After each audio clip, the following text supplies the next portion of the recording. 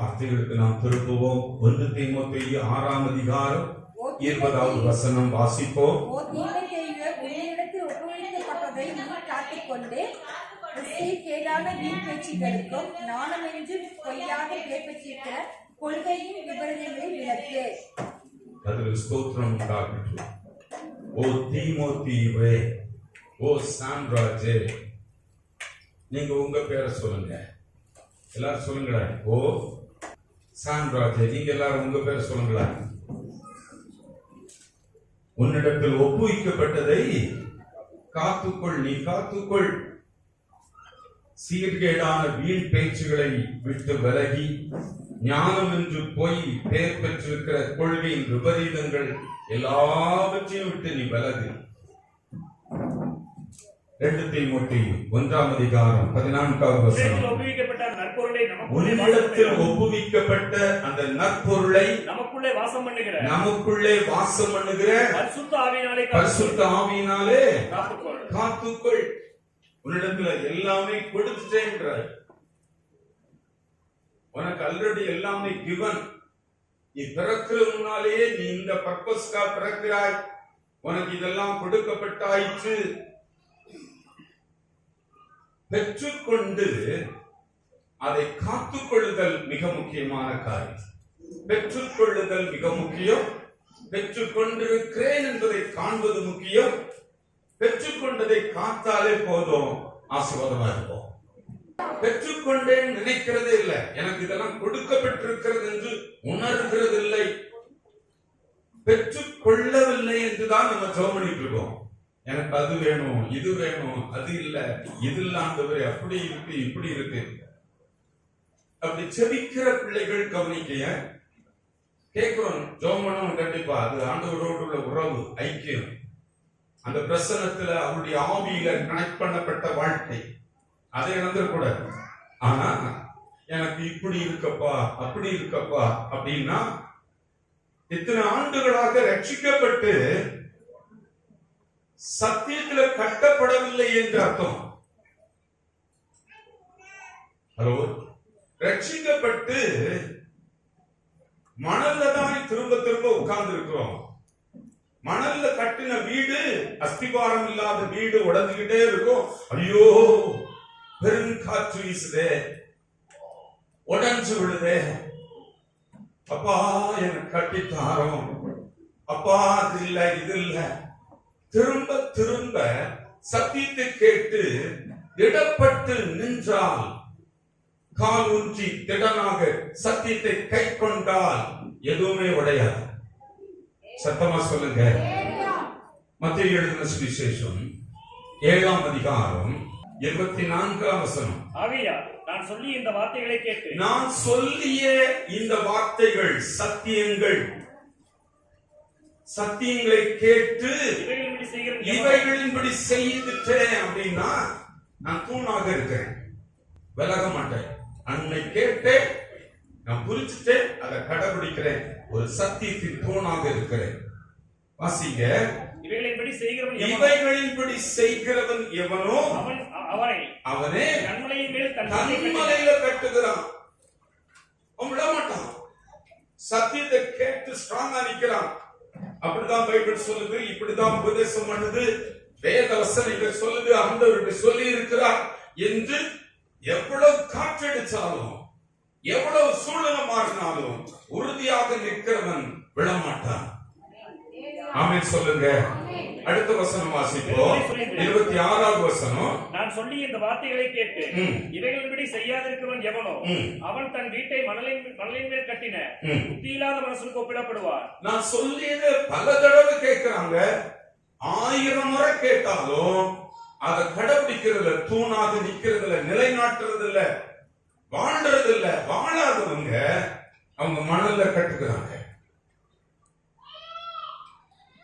வாழணும், ஜெபம் சாதனை அல்ல, ஜெபிப்பது தேவனோடு உள்ள ஐக்கியம். ஆவியில அவரோடு, அவர் ஆவியாக இருக்கிறார், என் ஆவியும் அவரும் கனெக்ட் பண்ணப்பட்டிருக்கிறோம். ஆவியில ஸ்ட்ராங்கா பிடிச்சிருக்கேன், நானும் அவரும். சத்தியத்தை நான் கடைபிடிக்கிறேன்னா நல்ல அஸ்திபாரம் போட்டிருக்கேன். கண்மலையில் கட்டின வீடு. டெய்லி மணல்ல போட்டுட்டு ஐயோ எனக்கு அப்படி போச்சப்பா, எனக்கு இப்படி போகுது, அப்படி கிடக்குது, இப்படி கிடக்குது, அப்படி ஜெபம் பண்றதல்ல. தேவனோடு கனெக்ட் பண்ணப்பட்ட வாழ்க்கை உறுதிப்படுத்துவதுதான் ஜெப வாழ்க்கை. சத்தியத்தின் தூண்களாக நிற்கிறவர்கள் சபை, ரட்சிக்கப்பட்டவர்கள் தூணாக நிற்கணும். இதை கடைபிடிக்கிறேன், கை கொள்ளுகிறேன், சின்ன வயதிலிருந்து பழக்கப்படுத்தப்படுகிறேன், வாலிப பிராயத்துல சிருஷ்டிகளை பற்றி கொண்டேன், உறுதியாக நிற்கிறேன், உறுதியாக நிற்கிறேன். அவங்கதான் அஸ்திபாரத்தை கண்மலையில கட்டி இருக்காங்க. 2 வசனம் படிப்போம், 25ஆம் வசனம் படிப்போம். பெருமழை சொரிந்து பெருவெள்ளம் எழுந்து காற்று அடித்து பெருமழை சொரிந்தது. எந்த வீட்டுல?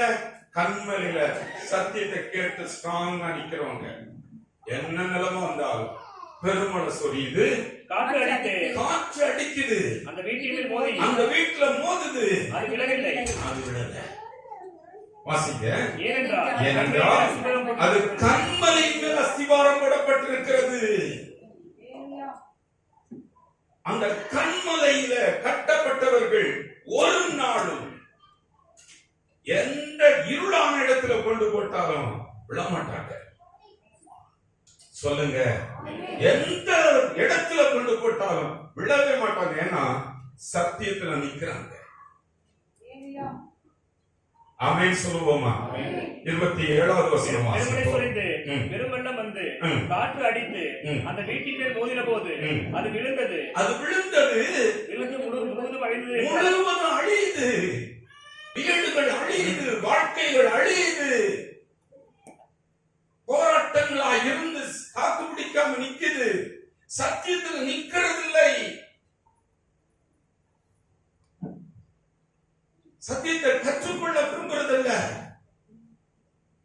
சத்தமா சொல்லுங்க.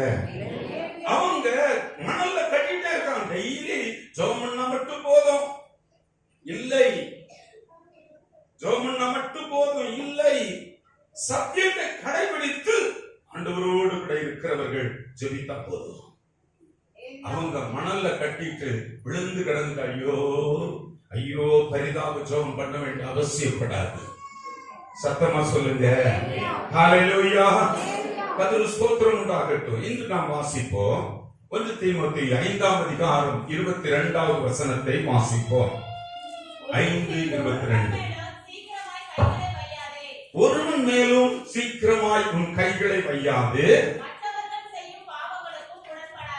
மற்றவர்கள் செய்யும் பாவங்களுக்கு நீ உடன்படாதே, உன்னை சுத்தமானாக காத்துக்கொள். உன்னை நீயே சுத்தமாய் பரிசுத்தமாய் காத்துக்கொள். வேற யாரையும் பார்த்துட்டு இருக்காத. உன்னை நீயே சுத்தமாய் காத்துக்கொள். சத்தமா சொல்லுங்க. ஒருவன் மேல சீக்கிரமா கை வைக்காது. அப்படின்னா என்ன அர்த்தம்? தலையில கை வச்சு ஜெபம்ன்றது சொல்லல. அல்லேலூயா. கர்த்தருக்கு ஸ்தோத்திரம் உண்டாகட்டும். சபையில பொறுப்புகளை கொடுக்கிற யாரையும் அவசரப்பட்டு ஒரு நபரை நியமிச்சிடாதன்ற.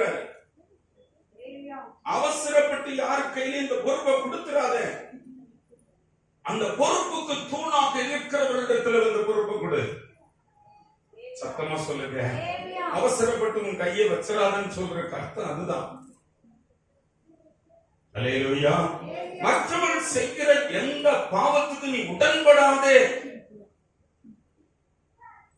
மட்டும் இல்ல, உன்னை சுத்தவானாக காத்துக்கொள். உன்னை நீயே சுத்தமாக காத்துக்கொள். அப்படின்னா எதை காக்கணும்? எது என் கையில கொடுத்துட்டு காக்க சொல்றாரு? ஒரு மேனேஜர் கவனிக்கிறீங்களா? ஒரு வங்கி ஓனர், ஒரு நிர்வாகம் தன் கையில கொடுக்கப்பட்ட மேனேஜர் இடத்துல கொடுக்கப்பட்ட பொறுப்புகள், அதை மிஸ்யூஸ் பண்ணக்கூடாது. சொல்லுங்க. அல்லேலூயா. ஒரு நிர்வாக பொறுப்பை உங்க கையில கொடுத்தா மிஸ்யூஸ் பண்ணா அந்த வேலைக்கு நீ லாயக்கு இல்லை என்று அர்த்தம். ஒரு நல்ல கவனிக்கிறீங்க, மிஸ்யூஸ் பண்ணாத. மேனேஜர் கையில ஏகப்பட்ட நகைகள், வங்கி மேலாளர் நகைகள், கோடிக்கணக்கான பணங்கள், பலவிதமான டாக்குமெண்ட்கள் எல்லாவற்றையும் அவர் கையில ஒப்படைக்கிறார். அவர் நிச்சயமா கொடுத்தவர் கணக்கு கேட்பார். அது வரைக்கும் பத்திரமா பாதுகாப்பது, அதை ஹேண்டில் பண்ணுவது மிக முக்கியம். ஒப்பு கொடுக்கப்பட்டதை நன்றாக கவனித்து ஜாக்கிரதையாய் காப்பது என்னுடைய, உங்களுடைய விசுவாச மக்களுடைய, கர்த்தருடைய பிள்ளைங்க கடமை. சத்தமா சொல்லுங்க, உன்னை நீயே காத்துக்கொள். மனித படைப்பு மட்டும்தான் உலகத்திலேயே மிக சிறந்த உன்னதமான படைப்பு.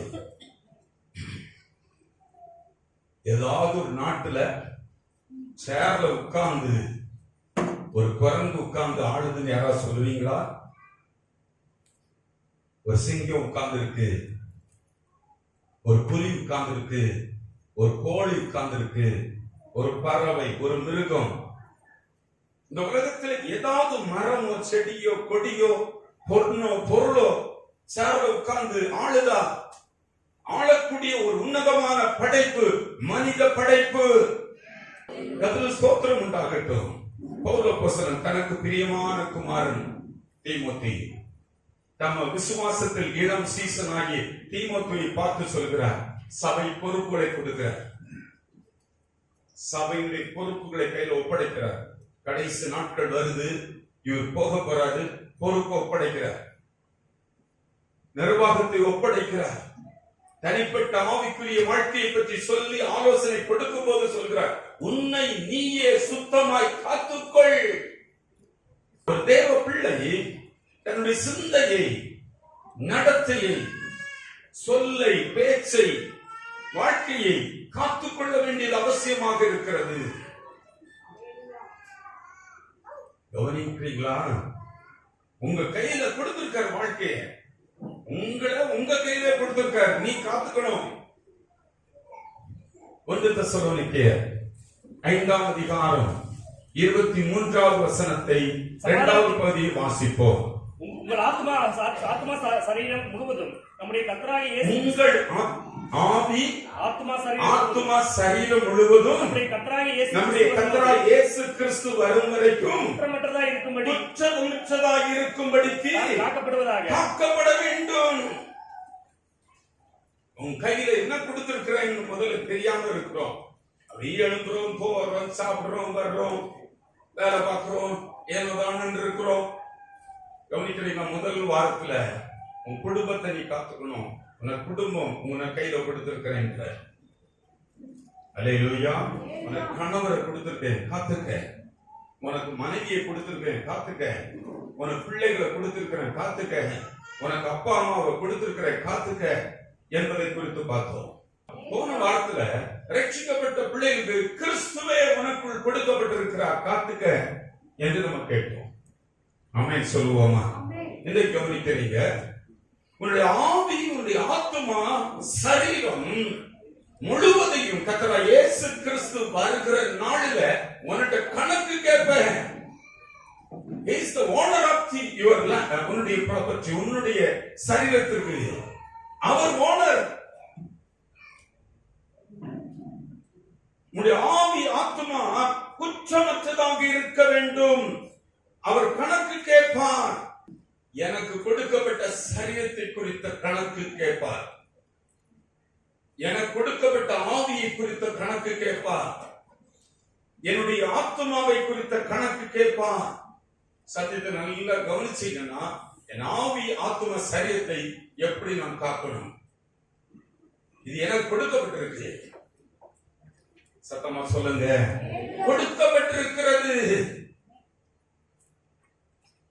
கர்த்தருக்கு ஸ்தோத்திரம் உண்டாகட்டும். இந்த காலையில நல்ல கவனிங்க. முதல்ல நம்ம திருப்பி பார்ப்போம். ஆவி, ஆத்மா, சரீரம் கொடுக்கப்பட்டிருக்கு. சரீரத்தை காத்துக்கொள். சரீரத்தை கர்த்தர் அற்புதகரமாக படைத்திருக்கிறார். உங்கள் சரீரம் அற்புதகரமாக படைக்கப்பட்டிருக்கிறது. நல்ல கவனிங்க. நேற்றுக்கு டூர் போனோம். என்னுடைய சண்டே ஸ்கூல் பிள்ளைகளோட 3 வண்டி இங்கிருந்து புறப்படுது. 3 வண்டியை 3 பேர் ஓட்டுறாங்க. இங்கிருந்து கேரளா பாலக்காடு ஒரு பகுதி வரைக்கும் போயிட்டு அங்கிருந்து இங்க வரைக்கும் வந்து சேர்ந்திருக்கோம். அவங்க கை படைப்பை பற்றி சொல்றேன். நம்ம சரீரத்தின் படைப்பு காத்துக்கொள்ள வேண்டியது இருக்கு. சத்தமா சொல்லுங்க. அல்லேலூயா. இந்த கை பாருங்க, என்ன அற்புதமா இருந்து வண்டி எடுத்து கொண்டு போய் திருப்பி சரியான ரூட்ல கொண்டு போய் ஓரம் ஒதுக்கி டிராபிக்க கடந்து இடுக்கமான இடங்களை கடந்து விசாலமான இடங்களை கடந்து ஏகப்பட்ட மோதிர மாதிரி வர வண்டிக்கு பிரேக் பண்ணி ஒதுக்கி இடது பக்கம் வலது பக்கம் போய் எதெல்லாம் பண்ணி கண்ட்ரோல் பண்ணி அந்த கை கவனிக்கிறீங்களா? எவ்வளவு அழகா 3 வண்டியும் நம்ம கேம்பஸ் கொண்டு வந்து விட்டாங்க. பத்திரமா வந்திருக்கு. சொல்லுங்க. இந்த கைதான் கிட்டார் அடிக்குது, கீபோர்டு போடுது, நல்லா சாப்பிட வைக்குது, குளிக்க வைக்குது. எப்படி எல்லாம் இந்த கைதான் நமக்கு நிறைய பண்ணுது. இந்த கை ஒரு மிஷின் நமக்கு இப்படி ஒரு கை போல தந்தா இப்படி பண்ணுமா? நீங்க நினைக்கவே இல்லை. இந்த கைக்கு ஏராளமான காரியங்கள் செய்கிறோம். எவ்வளவு அற்புதமான படைப்பு. சொல்ல மாட்டீங்களே. கவனிக்கிறீங்களா? இந்த மூளை இருக்கு பாருங்க. இந்த மூளை உலகத்திலேயே மிக சிறந்த கம்ப்யூட்டர்.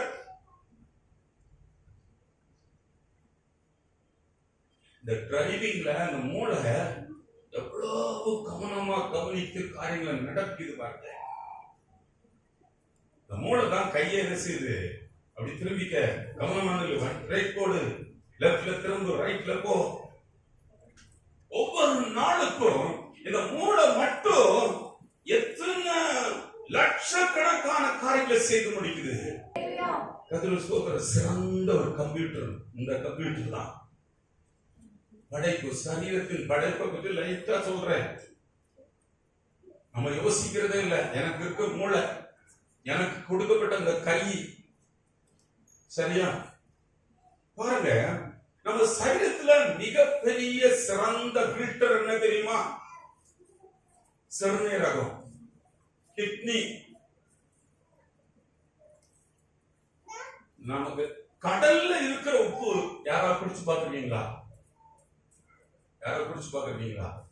12 வயசுக்கு பிறகு கடல்ல நீச்சல் போட்டிருக்கேன், நல்லா தண்ணி முழுக்கியிருக்கேன், உப்பு தண்ணி, வாந்தி வர்றது மாதிரி எருமை இருக்கிறேன். கவனிக்கிறீங்களா? கடல்ல நீச்சல் அடிச்சதுனால கடல் தண்ணி உள்ள போயிருக்கு. நீச்சல் படிக்கிற காலம் கடல்ல இருக்க உப்பு எப்படி இருக்கோ தெரியுமா? அதே அளவுக்கு நம்முடைய சரீரத்துல உப்பு இருக்கு. கவனிக்கிறீங்களா? இந்த உப்பை ஒரு சின்ன மார்ஜினை கொண்டு வந்து கொடுத்து சரீரத்தை சுகமாக வைக்க உதவுறதே இந்த ஃபில்டர் தான், இந்த சிறுநீரகம். அற்புதமான படைப்புங்க. நம்முடைய சரீரத்தில் இருக்கிற அத்தனை உப்பையும் கண்ட்ரோல் பண்ணுது. வீகச் அளவையும் பிளட் பிரஷரையும் ரெகுலேட் பண்ணி நம்ம நல்ல முறையில் நடக்க வைப்பதற்கு, வாழ்வதற்கு உதவி செய்கிறது கிட்னி, சிறுநீரகங்கள். விஞ்ஞானம் இவ்வளவு வளர்ந்திருக்கு இல்லையா? இன்னைக்கு இதுவரைக்கும் ஒரு ஆர்டிபிஷியல் கிட்னி செய்ய ஒருத்தரால் முடியல. விஞ்ஞானத்துல இதுக்கு இன்னும் கண்டுபிடிக்கல. என்ன அழகான படைப்பு உங்களுக்கு எனக்கோ. சத்தமா சொல்லுங்க. நுரையீரல் பாருங்க. புதுசா பிறந்த குழந்தைய முதல்ல என்ன செய்வாங்க தெரியுமா? அழுகிறது பார்ப்பாங்க. அது கத்தணும். கத்தணும்னா இந்த நீங்க அம்மா அப்பா எல்லாம் செய்ய மாட்டாங்க, பக்கத்துல கவனிக்கிறவங்க. அந்த நர்ஸ் என்ன செய்வான்னா குழந்தை ஒரு கிள்ளுவா பாருங்க. பார்த்திருக்கீங்களா? நான் பார்த்திருக்கேன். நிறைய பிள்ளைகள் பிறக்கிற காலங்களை கொண்டு வந்து குழந்தை காட்டுற நேரம் நடக்கிற சம்பவம் நான் பார்த்திருக்கிறேன். குழந்தை ஏன் கிள்றாங்கன்னா அந்த குழந்தை வீண் கத்தணும், வீண் கத்தணும். அந்த கத்தனா அழுதுறன்னு தட்டி அத அமர்த்துறது இல்ல, கிள்ளி கிள்ளி சத்தம் போட வைப்பாங்க. ஏன்னா கத்தர் படைத்த அந்த லங்ஸ் நல்ல விரியணும், நல்ல விரியணும். நேற்றைக்கு நம்ம பிள்ளைகளை ஒரு செக் பண்ணி டூர் கூட்டி போன பிள்ளைகள தண்ணியில மூழ்க வச்சு எவ்வளவு நேரம்ப்பா மூக்க நல்லா புடிச்சுக்கிட்டு தண்ணிக்குள்ள நீ மூழ்கி உட்கார்ந்த, அப்படி தண்ணிக்குள்ள போன அப்படின்னு வந்துட்டாங்க. கவனிக்கிறீங்களா?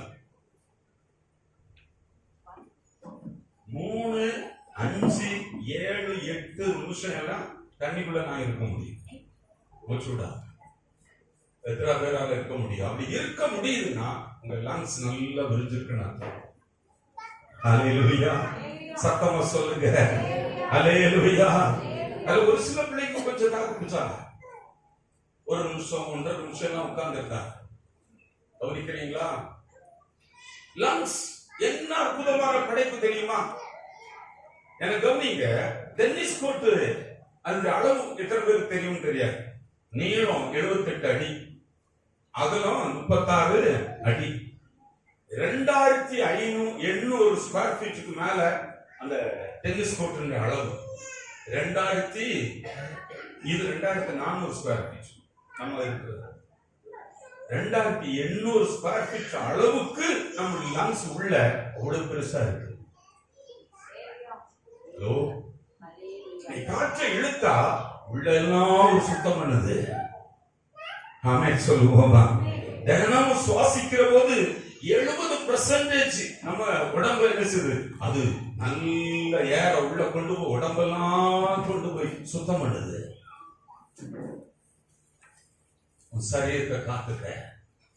இன்னொன்று மட்டும் சொல்லிடுவோம், நிறைய சொல்ல முடியும்.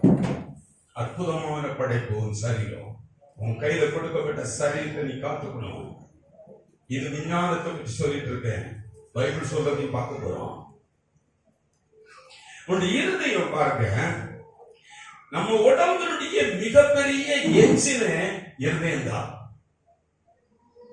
சொல்லுங்க, அது நிமிஷத்துக்கு நிமிஷம் நீங்க நினைச்சாலும் நினைக்காட்டாலும் ஒரு நிமிஷத்துல 70 தடவை துடிச்சிருது. ஹலோ, கவனிக்கிறீங்களா? ஒரு நாளைக்கு 1,00,000 தடவை மினிமம் அது துடிக்குது. நீங்க நினைக்காமலே துடிக்குது. அற்புதமான படைப்பு உன் கையில கொடுக்கப்பட்ட சரீரம். நம்ம இருதயம் மட்டும்தான் வெளியில எடுத்து தூக்கி வச்சாலும் வெளியே எடுத்து தூக்கிட்டே இருக்கும். ஒரு துடிப்புல, ஹலோ, ஒரு துடிப்பு டக்குன்னு அடிக்கிற நேரம் இந்த ரத்தத்தை 96,000 கிலோமீட்டர் தூரத்துக்கு நரம்பு மண்டலம் எல்லாம் கொண்டு போய் சேர்த்தது. டப்புன்னு தட்டுன உடனே 96,000 கிலோமீட்டர் சுத்தளவு நம்ம உடம்புக்குள்ள ரத்தம் போய் சேர்ந்தது. கவனிக்கிறீங்களா? காத்துக்குள். ஹல்லேலூயா, கர்த்தருக்கு ஸ்தோத்திரம் உண்டாகட்டும். நீங்களும் நானும் குடும்பத்தாருக்கு கொடுத்து போகக்கூடிய மிகப்பெரிய ஒரு அன்பளிப்பு என்ன தெரியுமா? குழந்தைகளுக்கு இஷ்டமான பொம்மை வாங்கி கொடுக்கிறது, விளையாட்டு பொருள் வாங்கி கொடுக்கிறது. பிள்ளைகள் குடும்பத்துக்கு நம்ம நீங்களும் நானும் கொடுக்க வேண்டிய மிகப்பெரிய அன்பளிப்பு குழந்தைகளுக்கு விளையாட்டு பொருள், பொம்மை, காரு, பாலு, வாலிபனுக்கு பைக்கு, ஒய்ஃபுக்கு இஷ்டமான நகை, புடவை, குடும்பத்துக்கு வீடு. இதெல்லாம் இல்லைங்க, இது இதை விட மிகப்பெரிய அன்பளிப்பு ஆரோக்கியத்தை உங்க வீட்டுக்கு கொடுத்துட்டு போறதுதான் மிக முக்கியம். சுகமாக இருந்து போறது. நீங்கள் உங்கள் சரீரத்தை காத்துக்கொண்டா வீண் மருத்துவங்கள் வராது, டாக்டர்கிட்ட போக வேண்டியதில்லை, வீண் செலவுகள் வராது. கர்த்தருக்கு ஸ்தோத்திரம் உண்டாகட்டும். நல்ல கவனிங்க. 1 கொரிந்தியர் 6ஆம் அதிகாரம் 19-20 வசனங்களை வாசிப்போம். 1 கொரிந்தியர் 6:19-20. சரீரமானது நீங்கள் தேவனாலே பெற்றும் உங்கள் சரீரமானது நீங்கள் தேவனாலே பெற்றும் நீங்கள் தேவனால் பெற்று உங்களில் தங்கியும் இருக்கிற உங்களால் தங்கி இருக்கிற பரிசுத்த ஆவியினுடைய ஆலயமாக இருக்கிறது. ஆலயமாக இருக்கிறது உங்கள் சரீரம். இவ்வளவு விந்தையா அற்புதமா படைக்கப்பட்ட சரீரம் தேவன் தங்குகிற, பரிசுத்த ஆவியானவர் தங்குகிற ஆலயமாக இருக்கிறது. கர்த்தருக்கு ஸ்தோத்திரம் உண்டாகட்டும். சரீரம் தேவனால் படைக்கப்பட்டது. இது உங்களுக்குரியது அல்ல. நீங்கள் உங்களுக்குரியவர்கள் அல்ல. 27ஆம் வசனம் படிப்போம். 20ஆம் வசனம். கிரயத்துக்கு கொல்லப்பட்டீர்களே, கிரயத்திற்கு கொல்லப்பட்டீர்களே, ஆகையால் தேவனுக்கு உடையவர்கள் உங்கள் சரீரத்தை, ஆவியை தேவனை மகிமைப்படுத்தும்படி வைத்துக் கொள்ளுங்க. சரீரத்தை பார்க்கிறதே இல்ல. நம்ம ஊர் மக்கள் சரீரத்தையே கண்டுக்கிறது இல்ல, அதை பற்றி அக்கறையே இருக்காது. உங்க சரீரத்தால, ஆவியால, ஆத்மாவால தேவனை மகிமைப்படுத்துகிற ஒரு வாழ்க்கை உங்க சரீரத்தில் உண்டாகணும். ஒரு நோயற்ற ஒரு வாழ்க்கை, ஒரு கரையற்ற ஒரு வாழ்க்கை தேவன் எதிர்பார்க்கிறார். கர்த்தருக்கு ஸ்தோத்திரம் உண்டாகட்டும். நம்ம சரீரத்தை காக்கிறதுக்கு சில ஆலோசனை பைபிள் சொல்லுது, அதை கேட்போம். யாத்திராகமத்தின் புஸ்தகம் 20ஆம் அதிகாரம் 9, 10, 11 வசனங்களை படிக்க போறோம். யாத்திராகமம் 20, 9. 6 நாளும் நீ வேலை செய்து 6 நாளும் நீ வேலை செய்து கிரியைகளை எல்லாம் நடப்பிப்பாயாக. கிரியைகளை எல்லாம் நடப்பிப்பாயாக. 7ஆம் நாளும் உன் தேவனாய கர்த்தருடைய ஓய்வு நாள். 7ஆம் நாள் உன் தேவனாய கர்த்தருடைய ஓய்வு நாள். அதிலே நீயா கர்த்தருடைய பிள்ளை கவனிக்கிறீங்களா? நல்ல கவனமா கேளுங்க. 6 நாள் நீ நல்ல வேலை செய். 7ஆம் நாள் அது உன்னுடைய தேவனாய கர்த்தருடைய ஓய்வு நாள். அதிலே நீ ஆனாலும், அதுல நீ ஆனாலும், குமாரனானாலும், உன் குமாரனானாலும், உன் குமாரத்தியானாலும், உன் வேலைக்காரனானாலும், உன் வேலைக்காரியானாலும், உன் மிருக ஜீவன்களானாலும், உன் வாசலில் இருக்கிற அந்நியனானாலும் யாரும் வேலை செய்ய வேண்டாம். வேலைக்காரன் வேலை கொடுக்காதுன்ற, பிள்ளைகளுக்கு வேலை கொடுக்காத, புருஷனுக்கு வேலை கொடுக்காத, மனைவிக்கு வேலை கொடுக்காத குடும்பமா 7ஆம் நாள் ஓய்வு நாள். அது கர்த்தருடைய நாள். ஹலோ, கடைபிடிக்கிறது இல்ல, பிஞ்சு விழுந்துரும். கீழ்ப்படுகிறது இல்ல, உடஞ்சு விழுந்துரும்.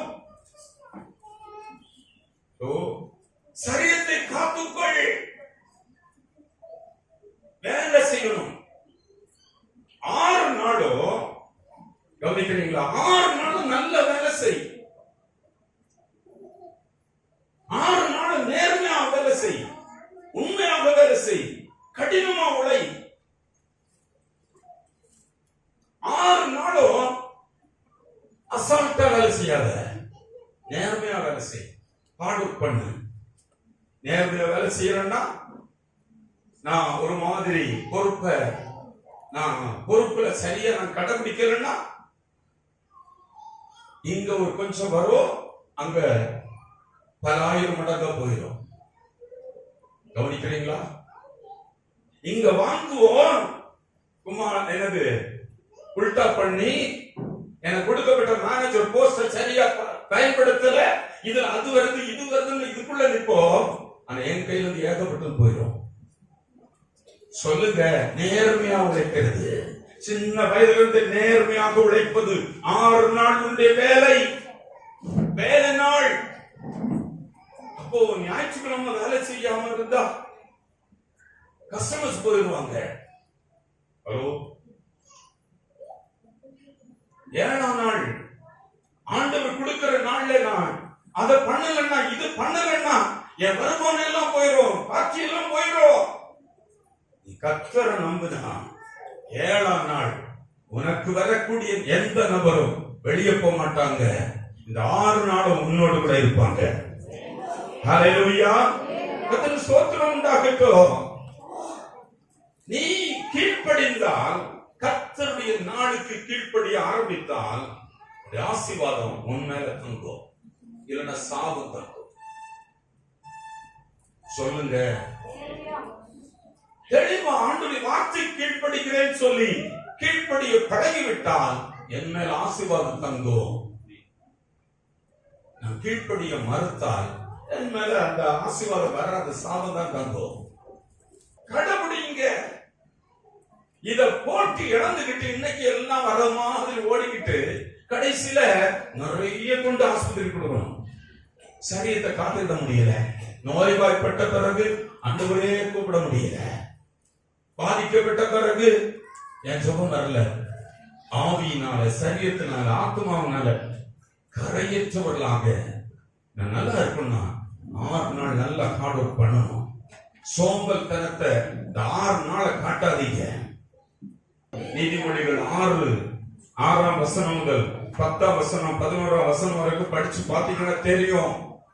சோம்பலுக்கு இடம் கொடுக்காதீங்க. ஆண்கள் பெண்கள் வீட்டுல தான் கவனிக்கிறாங்க என்றாலும் அவங்களுக்கு வேலை இருக்கணும். இல்லைன்னா வீணான வார்த்தைகளை அலப்பிக்கிட்டு ஊர் சுத்திட்டு வருவாங்க. போன்ல எல்லாம் ஊரெல்லாம் சுத்துவாங்க. வேலை கொடுக்கப்படணும். காலையில எழும்புனா இதெல்லாம் பண்ணணும், இதெல்லாம் பண்ணணும், இதெல்லாம் சம்பாதிக்கணும், இதெல்லாம் என்னுடைய சம்பாத்தியம் கொடுக்கப்படணும். எந்த நபராக இருந்தாலும் உழைப்பு ரொம்ப முக்கியம். சோம்பலை இப்போ வளர்த்துட்டீங்கன்னா உடம்பு கொஞ்ச நாளையில பழுதடைஞ்சிரும். ஏன்னா உழைப்புனாலதான் உடம்பு புதிதாக்கப்படுது. தசைகள் வளருது, ரத்த ஓட்டம் வளருது, ஆக்சிஜன் வருது, லங்ஸ் பெருசா வேலை செய்யுது, என்னுடைய ஹார்ட் வேலை செய்யுது. சோம்பலை பிள்ளைகளுக்கு வளர்க்க கூடாது, கணவருக்கு வளர்க்க கூடாது, மனைவிக்கு வளர்க்க கூடாது. சோம்பல்ல வளர்க்கிறவருடைய சரீரம் சீக்கிரமா பழுதடையும். சத்தமா சொல்ல மாட்டேங்க. ஆமென் சொல்லுவோமா? நிறைய இருக்கு சோம்பல்ல வரக்கூடியது, ஏராளமான இருக்கு. குறிக்கிறவங்க வேணா குறிச்சுக்கோங்க. சோம்பல்ல என்ன வரும்? நீதிமொழிகள் 10:4 யார ஒருத்தர் வாசிங்க. சோம்பல் கையினால வேலை செய்கிறவன். வேலையில பாருங்க, ஆள் பார்த்தா ஒரு வேலை, ஆள் பார்க்காட்ட ஒரு வேலை. நீ பொறுப்பாளி, உனக்கு கொடுக்கப்பட்டாச்சு. நீ அதை என்னெல்லாம் பண்ணணும், நேர்மையா, உண்மையா, கடினமா, சுறுசுறுப்பா, எவ்வளவு உற்சாகமா அந்த வேலை செய்கிறது உனக்கு கொடுக்கப்பட்டாச்சு. அந்த வேலை நீ யாரை பார்த்துட்டு சொதப்பாத. சொதப்பின சோம்பல் கையினால் வேலை செய்தா ஏழையா போயிடுவ, தரித்திரம் வரும். நான் நினைக்கிறேன் அப்படியே ஓப்பி அடிக்கிறேன். நீ ஓப்பி அடிக்கிற, உனக்கு தரித்திரம் தான் உன் வீட்டுல மிஞ்சம். அடுத்தது சுறுசுறுப்புள்ளவன். நீங்க நல்லா கவனிங்க. சம்பளம் இவ்வளவுதானே வேலை செய்கிறது இல்ல, சுறுசுறுப்பா வேலை செய்கிறேன், உற்சாகமா வேலை செய்கிறேன், நல்ல மனப்பூர்வமா வேலை செய்கிறேன், உண்மையா வேலை செய்கிறேன். 6 நாள் வேலை செய்கிறத சுறுசுறுப்பா செய்கிறேன், உற்சாகமா செய்கிறேன். ஆமென் சொல்லுங்க. நேர்மையா செய்கிறேன், உண்மையா செய்கிறேன், கடினமா உழைக்கிறேன். அது கர்த்தர் பார்த்துக்கிறாரு. நீங்க சொன்ன வார்த்தையின்படி செய்கிறப்பா, உங்களுக்கு எங்க வரணுமோ அந்த இடத்துக்கு கொண்டு வருவார். சத்தியத்தின் தூண்களாக இருந்தா தொழிலுக்கு, வேலைக்கு, ஐயோ வேலை வேலை தொழில் அப்படி ஜோம் பண்ணிட்டு இருக்க வேண்டிய அவசியப்படாது. இதை கரெக்ட் பண்ணா மேல ஒருத்தர் இத சொன்னவர் கைவிட மாட்டார், கட்டுவார், கட்டுவார். சரீரம் திடப்படும். கீழ்ப்படுகிறேன், திடப்படும். அவரை நம்புகிறேன், பயப்பட மாட்டேன், கலங்க மாட்டேன், சந்தேகப்பட மாட்டேன். நான் அவரை நம்பி நிற்கிறேன். நிறைய விஷயங்கள் இருக்கு. 24ஆம் அதிகார நீதிமொழிகள்ல 30-31 வசனம் படிக்கலாம். இப்ப வாசிக்கிற 13:4 படிக்கலாம், 21-25 படிக்கலாம், 18:9 படிக்கலாம், 19-15 படிக்கலாம், 26-14 படிக்கலாம், நீதிமொழிகள் 22-13 படிக்கலாம், 12:24 படிக்கலாம், 20:4 படிக்கலாம், இப்படி நிறைய வசனங்களை படிக்கலாம். என்ன ஆகும், என்ன ஆகும், என்ன ஆகும்? நீங்க நினைக்கிறீங்க ஞாயிற்றுக்கிழமை ஒரு நாள் கர்த்தர் கொடுக்காம அந்த நாள்ல வேலையை போட்டு உருட்டி புரட்டுனா வந்துரும். வராது. போயிட்டு இருக்குது, போயிட்டு இருக்குது, உன்னை விட்டு நிறைய போயிட்டு இருக்குது. கர்த்தருக்கு ஸ்தோத்திரம். இன்னும் பாருங்க, வாசிப்போம். நீதிமொழிகள் 23:2-3.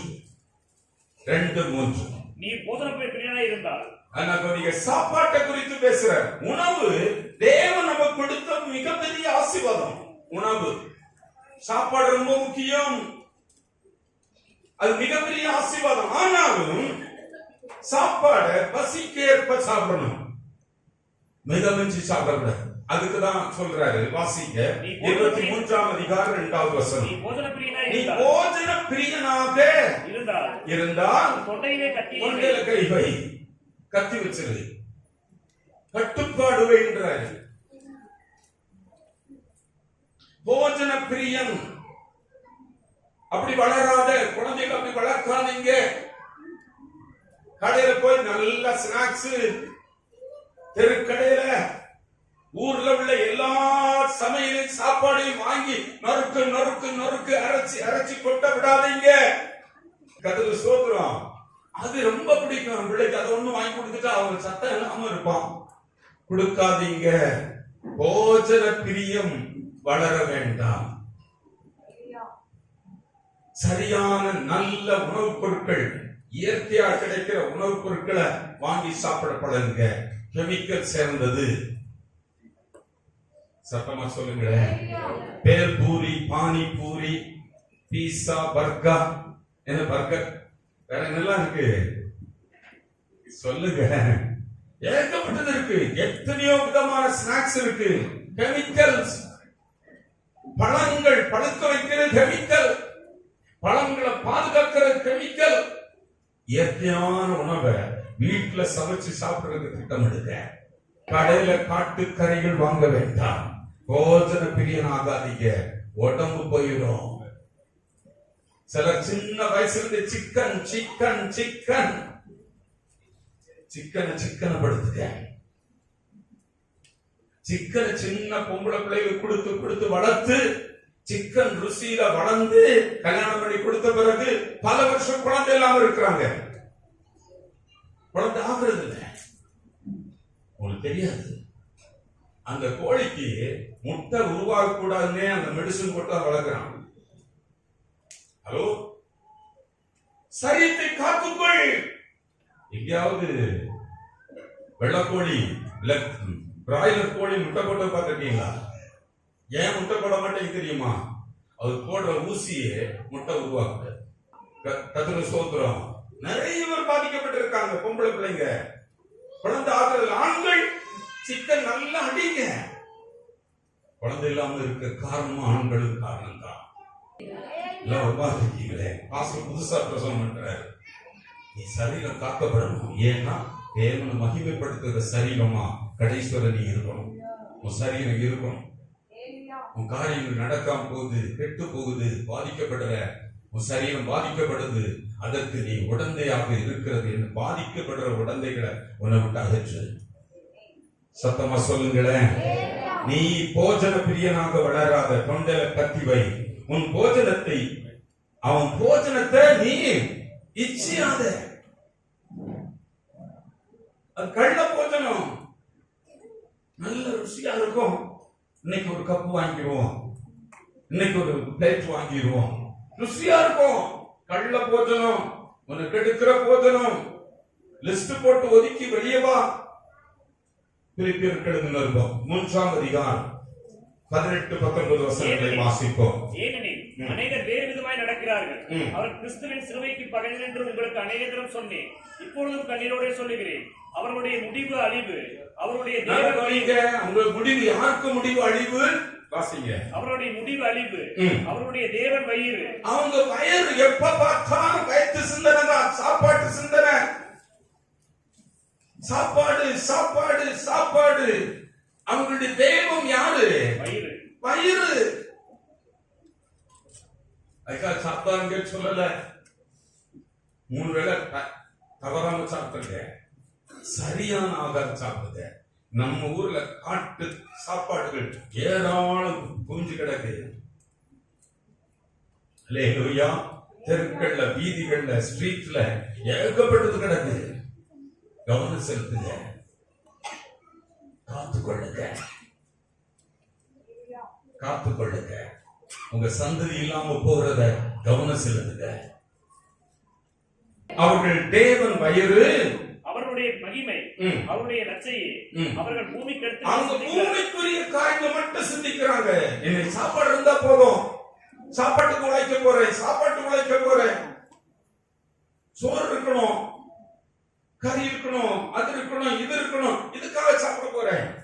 வாசிங்க நீதிமொழிகள் 23ஆம் அதிகாரம் 20-21 வசனங்கள். மதுபான பிரியரையும் மதுபான பிரியரையும் மாம்ச பெருந்தீனிக்காரரையும் சேராதே. நல்ல கவனிக்கிறீங்களா? குடிகாரன பெருந்தீனிக்காரனுக்கு வீட்டுல என்ன நடக்குமா? வாசிங்க.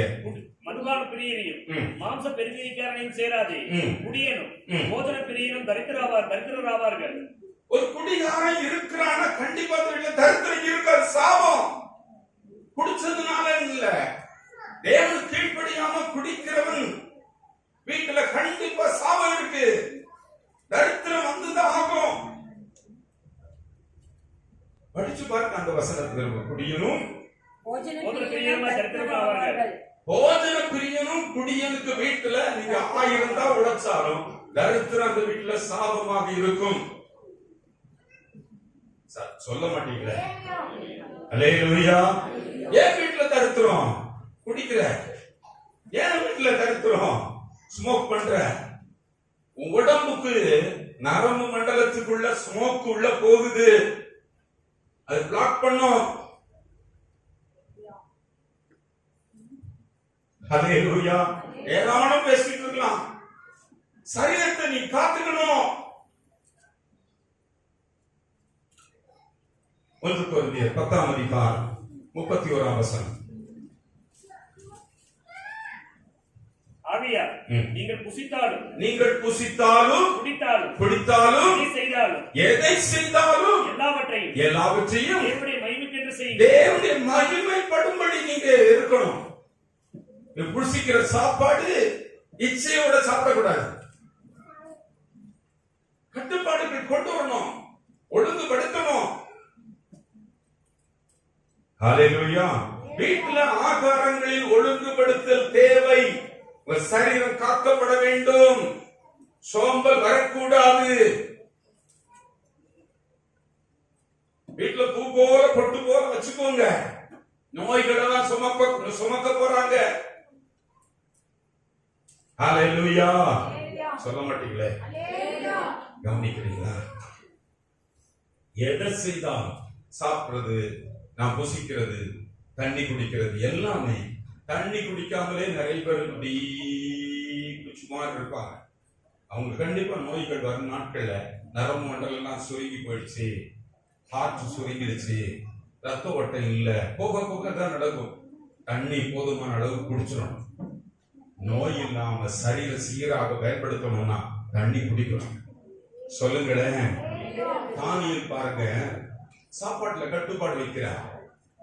1 தானியல் 1ஆம் அதிகாரம் 8-12 படிப்போம். தானியேல் ராஜாவின் போதனத்தினாலும் அவர் பானம் பண்ணும் திராட்சை ரசத்தினாலும் தன்னை தீட்டுப்படுத்தல் ஆகாது என்று. தனக்கு இது ஆகாதுன்னு கண்டுபிடிக்க தெரியணும். சாப்பாட்டை குறித்த ஒரு எச்சரிக்கை வேதம் சொல்லுது. உடம்ப கெடுத்த பிறகு அப்பா அப்பா ஆண்டவரே ஆண்டவரே, கணவர் கெட்டு போயிட்டாரு, மனைவி கெட்டு போயிட்டா, குடும்பத்துக்கு நிறைய வரல, ஆண்டவரே ஆண்டவரே கூப்பிடுறதுக்கு முன்னால முதல்ல உன்னை காத்துக்க. ராஜாவின் போஜனத்தினாலும் திராட்சரசத்தினாலும் தன்னை தீட்டுப்படுத்தல் ஆகாது என்று தீர்மானம் பண்ணினான். 12ஆம் வசனம். 10 நாளுக்கு நாள் வரைக்கும் உமது அடியாரை சோதித்து பாரும். என்னுடைய ஆகாரம் எப்படி இருக்கிறது என்பதை என்ன சாப்பாடு தந்து சோதிச்சு பாருங்க. நான் செலக்ட் பண்ணியிருக்கேன்.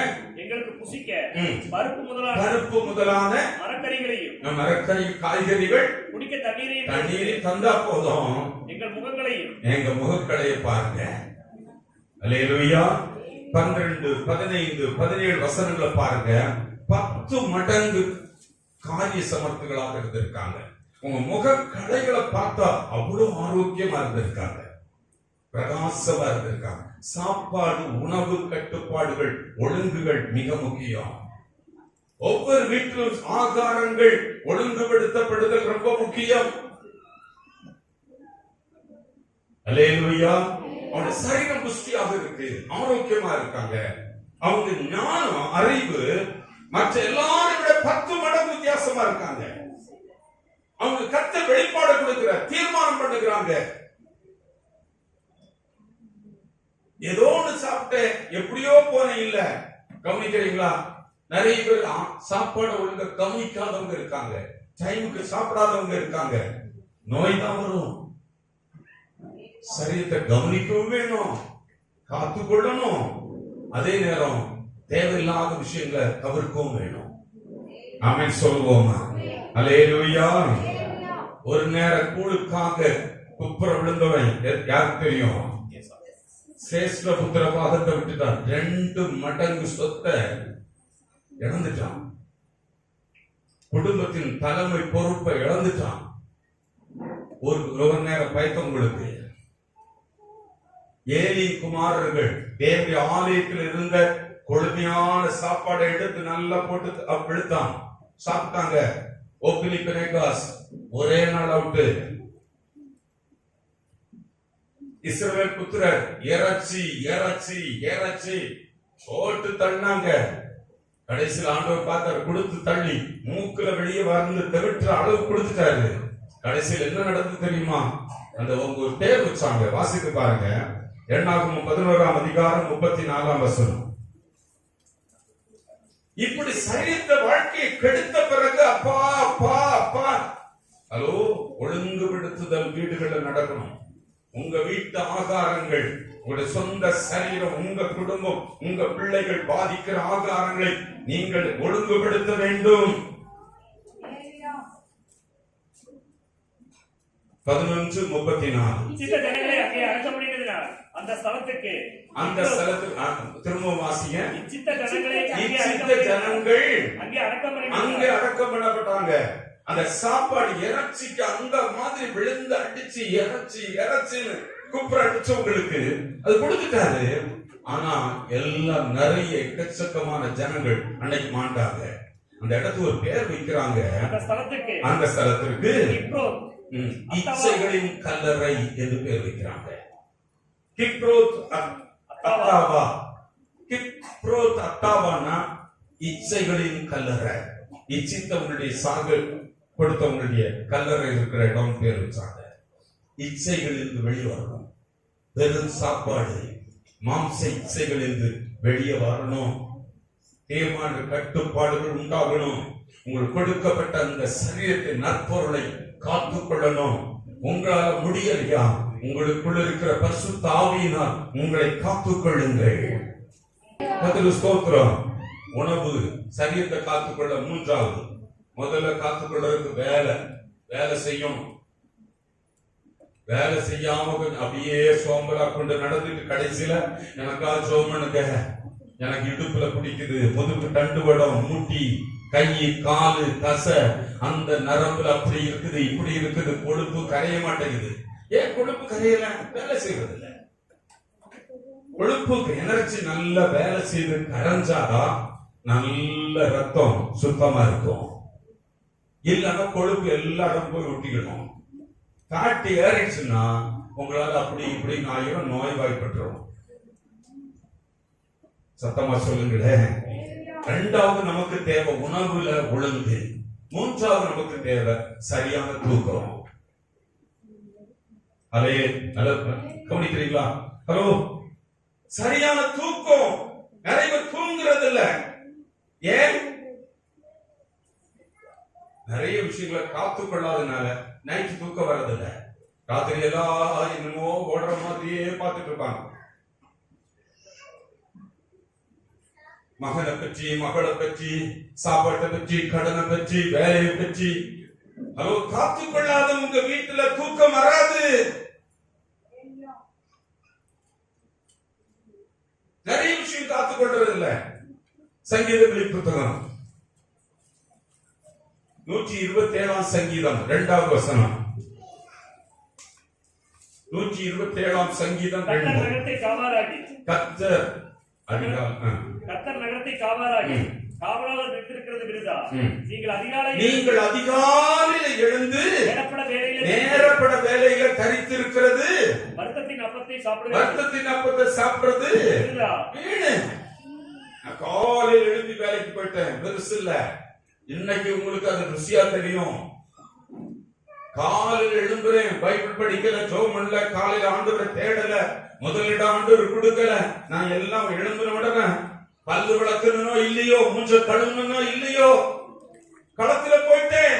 இல்லை, காலையில நேரப்பட வேலையில தரிக்கிறது இல்ல.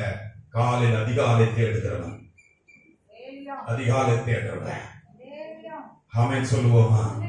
கர்த்தரை பாடி துதித்து புதிய நாளுக்காக நன்றி சொல்லி வேதம் வாசித்து பைபிள் வாசித்து தியானித்து ஜெபித்து அவரை பற்றி கொண்ட பிறகுதான் அதிகாலை வேலைக்கு வருது.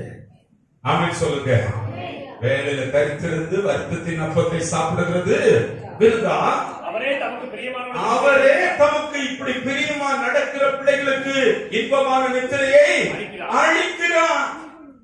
நைட் தூக்கம் வரலன்னு சொல்றவங்க சிஸ்டம் எல்லாம் உடைச்சு போட்டாங்க. அந்த காலத்துல இருந்து ஒழுங்க வேலை பண்ண மாட்டாங்க, நேர்மையா இருக்க மாட்டாங்க, சரீரத்தை பராமரிக்க மாட்டாங்க, சாப்பாட்டை கவனிக்க மாட்டாங்க, சுறுசுறுப்பா வேலை செய்ய மாட்டாங்க, மதுபானம், பாக்குவத்துல, புகையில, பீடி, சிகரெட்டு எல்லாத்துக்கும் அடிமையா இருப்பாங்க. எல்லாம் உடைச்சு போட்ட பிறகு இப்ப என்ன செய்யறாங்க? சத்தமா சொல்ல மாட்டீங்களே. தூக்கம் வராது, கடன் வந்துரும், தரித்திரம் வந்துரும். 6 நாள் நல்ல வேலை பார்க்காம 7ஆம் நாள் ஆண்டவர் கொடுக்காம ஓடுற பிள்ளைகளுக்கு அது வரும். இதெல்லாம் ஒழுங்கு பண்ணுகிற பிள்ளைகள் பாக்கியவான்கள். அது பிறகுதான் தூக்கம் வராத ராத்திரி ஓடிக்கிடணும். எப்படா தூக்கம் வரும், நமக்கு தூங்க டைம் கிடைக்கும் நான் இருப்பேன். அடுத்த தூக்கம் தான் நல்ல தூக்கம். 6 மணி நேரம் 7 மணி நேரம் நல்லா தூங்கிறது. சத்தமா சொல்லுங்க. கர்த்தர் அப்படி ஓய்வு எடுக்க சொல்றார். 6 நாள் வேலை செய்து 7ஆம் நாள் அவர் ஓய்வு இருக்கிறார். ஓய்வு தேவை. ஹலோ, மனதை சுத்தமா வச்சிருந்தீங்கன்னா மன அழுத்தம் இருக்காது, தூக்கம் வந்துடும். ஆமென் சொல்லுவோமா? கர்த்தருக்கு ஸ்தோத்திரம் உண்டாகட்டும். இயேசு கிறிஸ்துவை பாருங்க. மார்க் 6ஆம் அதிகாரம் 31ஆம் வசனத்தை படிங்க. அவர் அவர்களை நோக்கி வனாந்திரமான ஒரு இடத்தில் தனித்து சற்றே வனாந்திரமான இயேசு சீசர்களை பார்த்து சொல்றாரு, வனாந்திரமான ஒரு இடத்திற்கு தனித்து சற்று இளைப்பாற வாருங்கள் என்றார். இளைப்பாற போவோம் வாருங்க என்றார். கவனிக்கிறீங்களா? கொஞ்ச நேரம் ரெஸ்ட் எடுப்போம், போவோம், அமைதியான ஒரு இடத்துக்கு போவோம், தூங்கணும். இயேசுவே நமக்கு இளைப்பாறுதலை கற்றுக் கொடுக்கிறார். தூங்கணும், தூங்கணும். தூக்கம் இல்ல அப்படின்னா, ஏன் தூக்கம் இல்லைன்னு அடிப்படையை கண்டுபிடிச்சீங்கன்னா நீங்க ஆசீர்வாதமா தூங்க முடியும். கர்த்தர் அந்த இடத்தை மாத்திடுவாரு. சத்தமா சொல்ல மாட்டீங்களே? கற்றுக்கொள்ளுங்க. இதெல்லாம் நம்ம வாழ்க்கையில இதெல்லாம் பெருசா நினைக்கிறது இல்லை. ஏன்னா நம்முடைய கல்ச்சர் அப்படிதான். கேர்லெஸ்ஸா வாழ்ந்து பழகிட்டோம், ஒரு மாதிரி நடந்து பழகிட்டோம். ஒழுங்குபடுத்தி பாருங்க. உங்க சரீரம் தேவனை மகிமைப்படுத்துற சரீரமா கடைசி மூச்சு வரைக்கும் இருக்கும். பலத்தால் இடை கட்டப்பட்டிருப்பீங்க, சுகத்தோடு இருப்பீங்க, வாழ்ந்து இருப்பீங்க. அநேகருக்கு முன்பாக இவங்க இந்த மாதிரி கடைசி வரை இருக்காங்களே, ஆரோக்கியமா இருப்பீங்க. ஹலோ, ஏன் கெட்டு போறோம்? இதெல்லாம் ஒன்னும் எல்லாம் உடைச்சு போட்டிருக்கோம். சரியா வேலை பார்க்கறது இல்ல, அது ஒழுங்கான சரியான சிஸ்டங்கள் இல்ல, சாப்பாட்டுல ஒரு ஒழுங்கான சிஸ்டம் இல்ல, நல்ல முறையில் தூங்குறதுல இந்த 3 சரீரத்துக்கு ரொம்ப அவசியம். ஆமென். கர்த்தருக்கு ஸ்தோத்திரம். வாசிப்போம். மத்தேயு எழுதின சுவிசேஷம் 16ஆம் அதிகாரம் 26வது வசனம். மனுஷன் உலகம் முழுவதையும் ஆதாயப்படுத்திக் கொண்டாலும் ஜீவனை நஷ்டப்படுத்தினால் அவனுக்கு லாபம் என்ன? பணம் பணம் பணம் பணம், சொத்து சொத்து, சம்பாதிக்கணும் சம்பாதிக்கணும் சம்பாதிக்கணும். பண்ணுங்க, எல்லாத்தையும் பண்ணாலும் உங்களுடைய ஆவி ஆத்துமா தேவனோடு இல்லை என்றால் என்ன பிரயோஜனம்? என்ன பிரயோஜனம்? மனுஷன் ஞாயிற்றுக்கிழமை பண்ண வேண்டிய காரியங்களை பண்ணாம நீ எதுதான் பண்ணினாலும் சரி, ஒவ்வொரு நாளும் தேவனுக்கு கொடுக்கிற காரியங்களை நீ செய்யாமல் கடைபிடிக்காமல் என்னதான் பண்ணாலும் சரி, நீ உலகம் முழுவதும் சம்பாதிச்சு போட்டாலும் சரி, வீடு கட்டி இருக்கிறேன், இடம் வாங்கி போட்டு இருக்கிறேன், அங்க ஒரு சைட் வாங்கினேன், இங்க ஒரு சைட் வாங்கினேன், அங்க ஒரு நிலத்தை வாங்கி போட்டு இருக்கிறேன், அந்த தொழில் அவ்வளவு வளர்ந்திருக்கு, என்னதான் பண்ணாலும் ஜீவன் தேவனோடு கூட இல்ல, ரட்சிக்கப்பட்டதை காக்கப்படல, ஆத்துமா காக்கப்படவில்லை என்றால் முதல்ல சரீரம் காக்கப்படணும், ஆத்துமா காக்கப்படணும். ஆவி ஆத்துமா காக்கப்பட வேண்டும். நீ என்னதான் காத்துக்கிட்டாலும் வேற எல்லாம் பண்ணு, எனக்கு அதுல அவ்வளவு சம்பாத்தியம் வந்தது, நான் ஒரு 50,000 ரூபாய் சம்பாதிச்சிட்டேன், இந்த மாசத்துல நீ 5 லட்சம் ரூபாய் கொடுத்து போறேன். அல்லேலூயா. இதுக்கு அப்பால் இதெல்லாம் செய்யறதுக்கு ஓடுற, அலைகிற, பிடிக்கிற, கட்டி பிடிச்சிட்டு நடக்கிற, இதையே பண்ணிட்டு இருந்தா ஆத்துமா நஷ்டப்பட்டு போயிடும். குற்றம் அற்றதாக இருக்காது, புறவுள்ளதாக தான் இருக்கும். அல்லேலூயா. தன் ஆத்துமாவை நஷ்டப்படுத்தினால் அவனுக்கு லாபம் என்ன? நீதிமொழிகள் 4ஆம் அதிகாரம் 23வது வசனத்தை வாசிப்போம். எல்லா காவலோடும் ஒரு இருதயத்தை காத்துக்கொள், அதிலிருந்து ஜீவ ஊற்று புறப்பட்டு வர வேண்டும். உன் கழுவப்பட்ட இருதயமாக நல்ல கனிகள் நிறைந்த இருதயமாக மாறி இருக்க வேண்டும். உன் குணங்கள்ல மாற்றம் இருக்க வேண்டும். நீ நிறைய ஜோம் பண்ணது பெருசு இல்ல, நீ சர்ச்சுக்கு போனதுனால இல்ல, உன்ல மாற்றம் இல்லை. இருதயத்தில் என்ன புறப்பட்டு வருது? தூஷணம் புறப்பட்டது, கெட்ட வார்த்தை புறப்பட்டது, பொல்லாத சிந்தனை புறப்பட்டு வருது. வாசித்து பாருங்க, மார்க் எழுதின சுவிசேஷம் 7ஆம் அதிகாரம். எப்படியெனில் மனுஷனுடைய இருதயத்திலிருந்து பொல்லாத சிந்தனை புறப்பட்டு வந்துகிட்டே இருக்கு. பொல்லாத சிந்தனை, கசப்பு, வெறுப்பு, வைராக்கியம் உள்ள இருக்கிறது நல்லா இல்லை. ஆத்மா காக்காதவருடைய இருதயத்திலிருந்து புறப்பட்டு வெளியில வருகிறவைகள் இப்படி இருக்கும். எப்படி எனில் மனுஷனுடைய இருதயத்திலிருந்து பொல்லாத சிந்தனைகள், விபச்சாரங்கள், ஹலோ விபச்சாரம் வருது, கல்யாணம் பண்ண வருது, கல்யாணம் பண்ணதுக்கு முன்னால வருது, விபச்சாரங்கள், வேசித்தனங்கள், கொலைபாதகங்கள், களவுகள், திருடுகிற மனசு வருது, இருதயம் வருது. இருதயத்தை காக்கல, இது பண்ணக்கூடாது. ரட்சிக்கப்பட்ட பிள்ளை பொல்லாத எண்ணங்களால் நிரம்பி இருக்கக்கூடாது. ஹலோ சொல்ல மாட்டீங்களே, சத்தமா சொல்லுங்க. பொல்லாத இருதயம். நான் ரட்சிக்கப்பட்டேன், நான் திரும்ப எடுக்கிறேன், காணிக்க கொடுக்கிறேன், தசவாங்க கொடுக்கிறேன், சர்ச்சைக்கு ஒழுங்கா போறேன், நான் நல்லா ஜெபம் பண்றேன், நான் பைபிள் படிக்கிறேன், 10 அதிகாரம் படிக்காம தூக்க மாட்டேன், எல்லாம் இருக்கட்டும். இருதயம் காக்கப்பட்டிருக்கா? இருதயத்தில் என்ன புறப்பட்டு வருது? ஜீவ ஊற்று புறப்பட்டு வரணும், ஆவின் கனிகள் புறப்பட்டு வரணும், அன்பு, சந்தோஷம், சமாதானம், சாந்தம், இச்சை அடக்கம், அல்லேலூயா புறப்பட்டு வரணும். என்ன புறப்பட்டு வருது? பொல்லாத சிந்தனை, விபச்சாரம், வேசித்தனம், கொலைபாதகம், களவுகள், பொருளாசைகள், துஷ்ட பொருளாசை. ஆண்டவர் ஆலயத்துக்கு போறேன்னா சரி, ஆண்டவரை தேடுறதுக்கு விட்டுட்டு பொருளாசைனால அலைகிறேன், ஓட்டுறேன். பொருளாசை, துஷ்டத்தனங்கள், கபடுகள் வாசிங்க.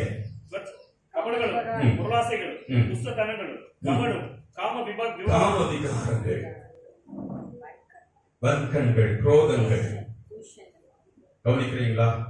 மதிகேடுகள் எல்லாம் புறப்பட்டு வரும். இருதயத்தை காக்காதவங்க, ரட்சிக்கப்பட்ட பிள்ளைகள், நான் எதுல நிலைத்திருக்க வேண்டும் அதை நிலைத்திருக்க பண்ணாமல் இதெல்லாம் கைவிட்டு தள்ளிட்டு இப்படிதான் எல்லாம் பண்ணிக்கிட்டு அது பிறகு அங்க வருகிறது என்னது? கேடுதான் வரும். இருதயம் திருக்கா இருக்கு, உன் உள்ளத்திலிருந்து புறப்பட்டு வருகிறது சரியில்லை, அப்ப கேடுதான் இருக்கும். அப்ப என்ன நடக்கும்? பாதிப்பு தான் நடக்கும். ஆத்துமா காத்துக்க, உன் ஆவி காத்துக்க. உன் ஆவி நல்ல கவனிங்க, ஆத்துமாவை சரீரத்தை காத்தீங்கன்னா ஆவி தேவனோடு கூட கனெக்ட் பண்ணப்பட்டிருக்கும். மனதை, சொல்ல, சிந்தனைய, பேச்ச, நடவடிக்கையில சரி பண்ணாதவங்களுக்கு தேவனுடைய இந்த ஆவியும் அந்த ஆவியும் கனெக்ட் பண்ணப்படாது. நல்லா கவனிக்கிறீங்களா? பேச்சு சரியில்லைன்னா கண்டிப்பா நடக்க சரியில்லை, கண்டிப்பா வேறதான். தேவனுடைய ஐக்கியம் ஆவியில ஆண்டவரோடு, ஆவி மட்டும்தான் ஆண்டவரோடு கனெக்ட் பண்ணப்படுகிற இடம். ஆவியானவர் உங்களுக்குள் வாசம் பண்ணி அனலாக எரிந்து கொண்டிருக்க வைக்கிற வாழ்க்கை கிடைக்கணும்னா ஆத்துமா சரியாக இருக்கணும், சரீரம் சரியா இருக்கணும். இந்த ரெண்டும் சரியா இருந்தா ஆவியானவரோடு கூட நீங்க இருக்க முடியும். ஆமென் சொல்லுவோமா? இது சரியில்லாம நீங்க வெற்றி வாழ்க்கை வாழ முடியாது, குற்றம் இல்லாம வாழ முடியாது, கரைதரை இல்லாம வாழ முடியாது. உன்னை நீயே காத்துக்க. ஒரு ஸ்தோத்திரம். நல்ல கவனிக்கிறீங்களா? உன்னுடைய ஆவி, உன்னுடைய ஆத்துமா, உன் சரீரம் அவர் வரும்போது குற்றம் இல்லாம இருக்கணும். நிறைய பேர் இச்சைகளோட வாழ்ந்து சரீரம் கெட்டு போய், ரத்தம் கெட்டு போய், உடம்பு கெட்டு போய் நிறைய பாதிக்கப்பட்டிருக்காங்க. இச்சைகள், ஆகார இச்சைகள், மாம்ச இச்சைகள், உலகத்தில் பல காரியங்களை விழுந்து கிடக்கிறாங்க. ஆனா கிறிஸ்தவங்க சரீரம் கெட்டு போகக்கூடாது, தேவன் பிரியப்படுகிற சரீரமா இருக்கும். ஆமென் சொல்லுவோமா? தேவனுடைய ஆலயம், தேவனுடைய ஆலயம். உனக்குள்ள அவர் வந்து தங்கறதுக்கு சரீரத்தை நல்லா வச்சிருந்தாதான், நல்லா பராமரிச்சாதான், காத்து கொண்டாதான், உன் ஆத்துமாவை சரியா காத்துக்கிட்டாதான் கர்த்தர் உன்னுடைய ஆவியில வந்து தங்குவார். உன் ஆத்துமா, உன் ஆவி, உன் சரீரம் குற்றமற்றதாக இருந்தால் அவர் வரும்போது அவர் கையில ஆண்டவரே நமக்கு தருகிறேன். ஆமென் சொல்லுவோமா? ஹalleluya. இது உங்க கையில கொடுக்கப்பட்டிருக்கு. இது நான் பொறுப்பு இல்ல, நீங்க. எனக்கு நீங்க பொறுப்பு இல்ல, நான் என் சரீரத்தை காத்துக்கொள்ளணும், என் ஆவியை காத்துக்கொள்ளணும், என் ஆத்மாவை காத்துக்கொள்ளணும். என் உள்ள இருந்து புறப்பட்டு வருகிற கண்டவன தெரியும் இவங்கள்ட்ட என்ன புறப்பட்டு வருது, என்ன புறப்பட்டு வருது. அவங்க பேச்சுல வந்துரும், நடவடிக்கையில் வந்துரும், சொல்ல செயல்ல என்ன புறப்பட்டு வருகிறது. வெறுப்பு, கசப்பு, தூஷணம் புறப்பட்டு வருது. அவங்க இருதயம் ஜீவ ஊற்று வர வேண்டிய இடம், கனிகள் புறப்பட்டு வர வேண்டிய இடம். ஆமென். கர்த்தருக்கு ஸ்தோத்திரம். யூதாச பாருங்க, யூதாசு இயேசுவை காட்டி கொடுத்தான், துரோகம் பண்றான். நல்ல மாறி காட்டு நண்பனை போல கிட்ட போய் முத்தம் கொடுத்து அங்க துரோகம் பண்ணி பேசி வச்சிருக்கான். நான் முத்தம் கொடுக்கிற நபர் தான் நீங்க பிடிச்சிருக்கேன். துரோகம், பணம், 9 வெள்ளி காசு, பண ஆசை, அழிவுதான் அவனுக்கு முடிவு. ஆத்மா காத்துக்கல, ஆவி காத்துக்கல. சவுல் ராஜா ஆண்டவர் கீழ்ப்படியல. அமலேக்கையும் அவனுடைய ராஜாவையும் அதனுடைய எல்லாவற்றையும், மிருகஜீவன் அனைத்தையும் நீ சங்கரித்து போடுன்றாரு. அவன் என்ன பண்ணிட்டானா? கீழ்ப்படியல. ஓகேன்ட்டா உள்ள போனா, கீழ்ப்படியல. அவனுக்கு பெஸ்ட் எல்லாம் செலக்ட் பண்ணி தனக்கு வச்சுக்கிட்டான், மற்றத அழிச்சிட்டான்.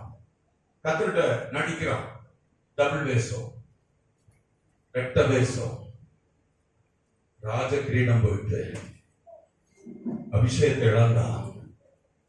அபிஷேகத்தை இழந்தான். எத்தனை பேர் இழந்து வாழுகிறீங்க? தேவாவி உங்களை விட்டு விலகி போய் எவ்வளவு நாளா இல்ல. கர்த்தருடைய ஆவி விலகினார்னு சிம்சனுக்கு தெரியல. நிறைய பேருக்கு தேவ ஆவி விலகி போயிருக்குன்னு தெரியாது. உன்னிடத்திலிருந்து தேவனுடைய ஆவி விலகி போய்விட்டதா இல்லையா? உன்னை விட்டு பிரசன்னம் இருக்கிறதா இல்லையா? காலையில கர்த்தர் அழைக்கிறார், உன்னை நீ காத்துக்கிற. பிரசன்னத்தை இழந்து ரொம்ப நாள் ஆகியிருக்கு. மற்றொரு கண் தலையை முடிய சிறைச்சிட்டாங்க. நசரே விரதப்படி வாழ வேண்டியவன் முடிய கட் பண்ணிட்டாங்க. ஒரு இச்சையில விழுந்துட்டான். தனக்கு கொடுக்கப்பட்ட ரகசியத்தை வெளிப்படுத்திட்டான். அவனுக்கு முட்டை அடிச்சாங்க. அபிஷேகம் போயிடுச்சு, கண்கள் போயிடுச்சு, அவருக்கு கொடுக்கப்பட்ட எல்லாம் நன்மை போயிடுச்சு, பரலோகமே போயிடுச்சு. தேவன் விலகி போயிடுறார். ஆவியை இழக்காதீங்க, ஆத்துமாவை இழக்காதீங்க. ரட்சிக்கப்பட்ட பிள்ளைகள் வாழ வேண்டிய ஒரு கோடு இருக்கு, அதுல காத்துக்கொள்ளுங்க. உங்களை ஆமென் சொல்லுவோமா? காத்துக்கொள். ஹல்லேலூயா. நம்ம விலகக்கூடாது. இந்த காலையில் கர்த்தர் நம்மோடு கூட பேசுங்க. எழுந்திருப்போம்.